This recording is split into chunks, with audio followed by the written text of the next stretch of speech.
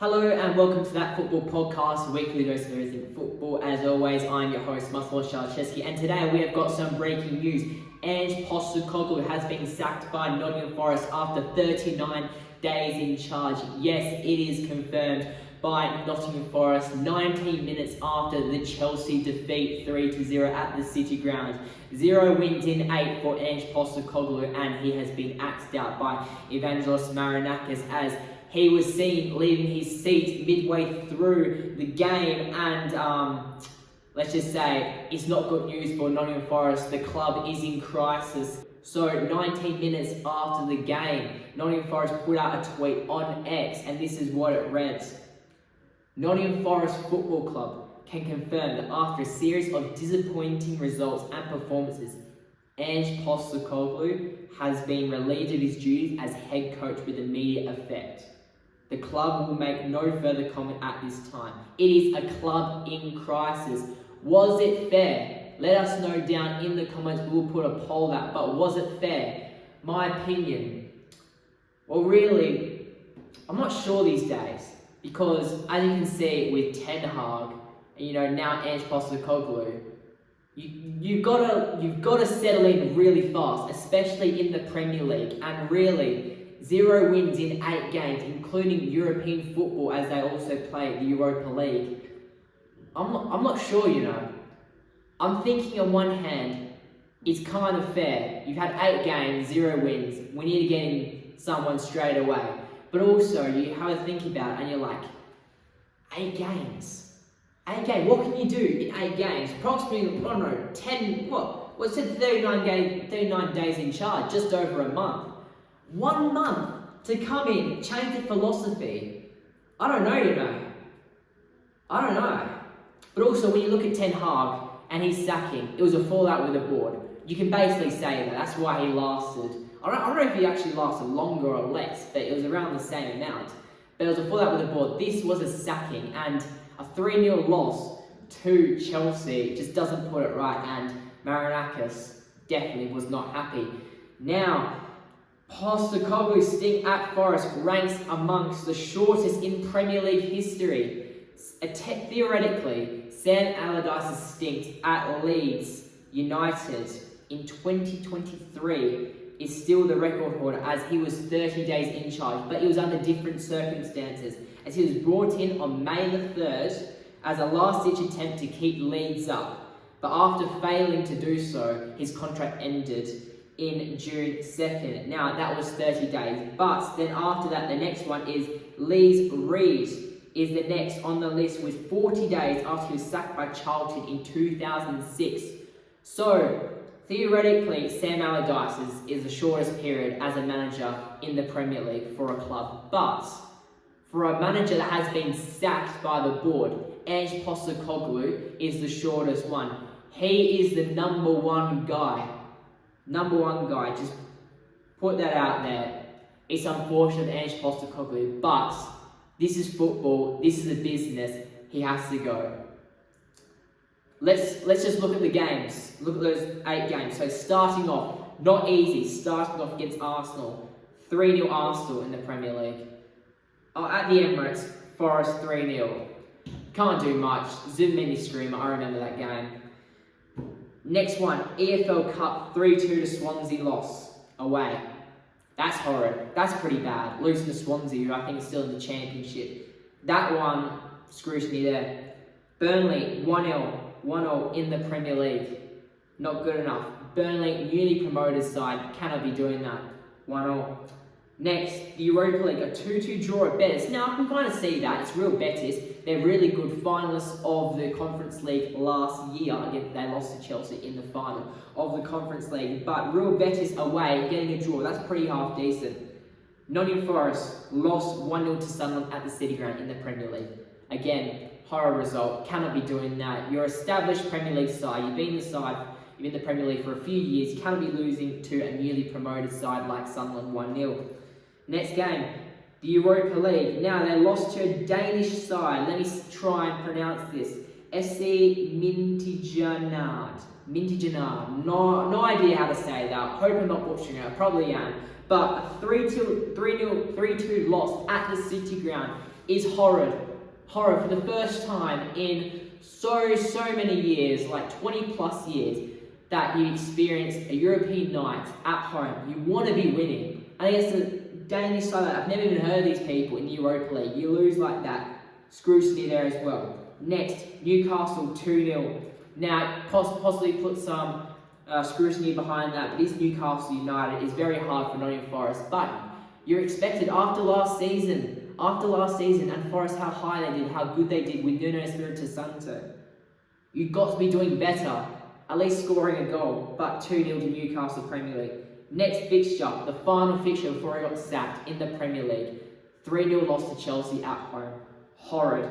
And when you see this next stat, it's terrible.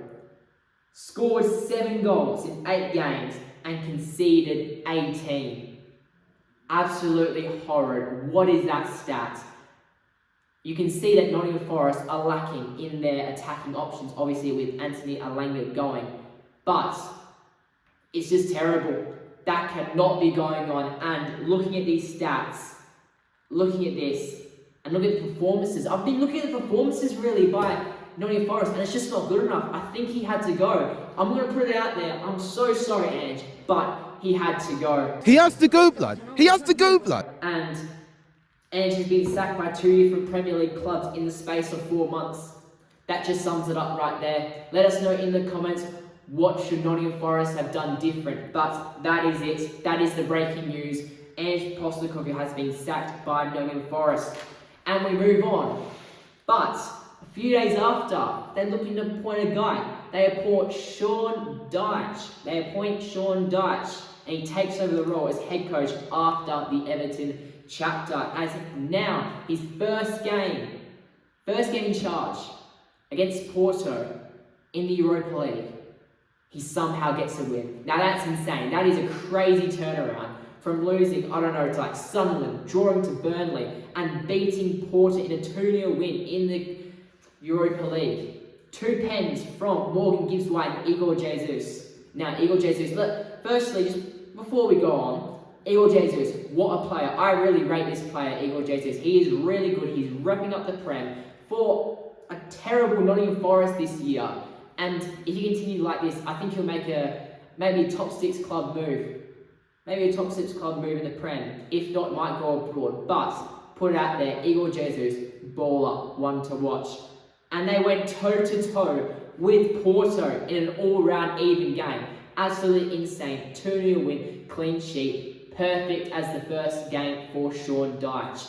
That is the turnaround that Nottingham Forest wanted to see, and Sean Dyche delivered it. As now, Nottingham Forest currently sit 18th on the table with 5 points in 8 games.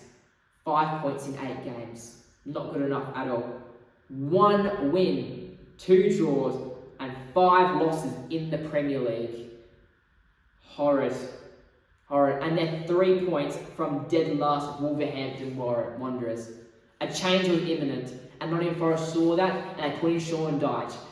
We won't go into any more about Nottingham Forest, but will Sean Dyche do good at Nottingham Forest, or will he flop, and will he be sacked by December? Let us know in the comments. We'll put another poll down there. Please let us know. Moving on to the Premier League results for game week 8. Obviously, we've already talked about Nottingham Forest and Chelsea. That was the first game. Ange Postecoglou sacking, as we already said. But, go on about the game. Chelsea running amok against Forest at the City Ground. Josh Achimpong, I think that's how you say it. Young guy, 19 years old. Centre back with a header. What is he doing up forward? Terrible marking from Forest. Like, what are they going to do? They've got to be tight. You've got to be tighter to your man. You can't give him a half yard of space. Obviously, these people in the Prem, they'll put in the back of the net. But Neto and Reece James with the other 2 goals. Murillo, terrible marking for that first goal. Questions have got to be said about him. Murillo, you've got to be tight there. You've got to be tighter to your player. Can't let him go. You've got to, I don't know, hold him back, but just a little bit close. You can't just go full back, but, you know, so the referee doesn't see it. But you've got to do something. You cannot let that happen. But it was 1-0 to Chelsea. But questions from the keeper after that second goal from Pedro Neto from that free kick. What is Sells doing? That can't be going by. And also, why is the wall splitting apart? Questions are to blame about the defence. And again, terrible marking on Reece James for the third goal by Nico Williams. How has he just got so much space? How is he able to tap that in from about, I don't know, 8 yards, 10 yards? Ridiculous. Questions are going to be arise. Next game, Sunderland versus Wolves. 2-0 to Sunderland. An even game, or more so to Wolves. But 2 goals by Sunderland to prove the difference. Nothing more to say about that. Wolverhampton Wanderers, terrible season. Changes have got to be made, like Nottingham Forest have done. They've gone through a lot of changes this season for Nottingham Forest, but Wolves, ridiculous. They've got to do something, or it's relegation for them. It's looking like relegation right now, but there's got to be a big turnaround. Next game, Burnley versus Leeds. 2-0 to Leeds. Now, let's just hold back a second. What a ridiculous game. Leeds United, with all the possession, all the shots, everything. And then you've got Burnley, who somehow 2-0 beats you. Beats you 2-0. Absolute joke. Like, let's look at this, right? 14 shots to Leeds against 3 from Burnley. But both had 3 shots on target. What does that say? Burnley are making it count when it's going forward. Terrible from Leeds. But, I mean, it's a great game for Burnley fans. How about that? You're getting dominated, but you somehow keep a clean sheet against Leeds United and a 2-0 win. Great from Burnley FC. Next game, Palace and Bournemouth. A great game of football. 6-goal thriller, 3-3. Ridiculous. Mateta with Palace on his back. Hat-trick. Hat-trick. Ridiculous. 97th minute pen. Absolute joke. Mateta is a baller. You know, he's been doing it for about 2 or 3 seasons. He's got to go to a better club, man. But Palace, they're doing half decent this season. But still, Mateta, top player, top striker. Top striker. After a surprise to Everton last week, they are still only on 1 loss. Ridiculous from Crystal Palace this season. Only 1 loss already in the first 8 game weeks. Joke. Next game. Brighton versus Newcastle United. 2-1 Brighton. Now I watched this game.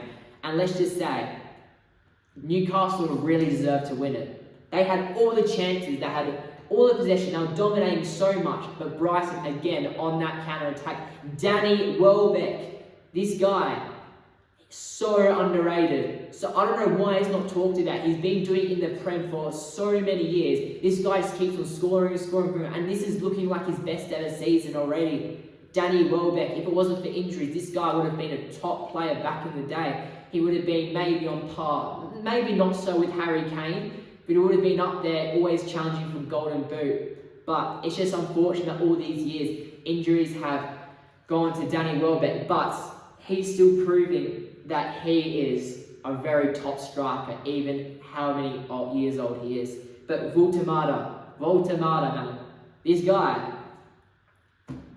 brilliant. Absolute brilliance from this guy. That's all we can say. Nothing more. Next game. City. 2-0 win against Everton. Typical Man City. Haaland double. What do you expect?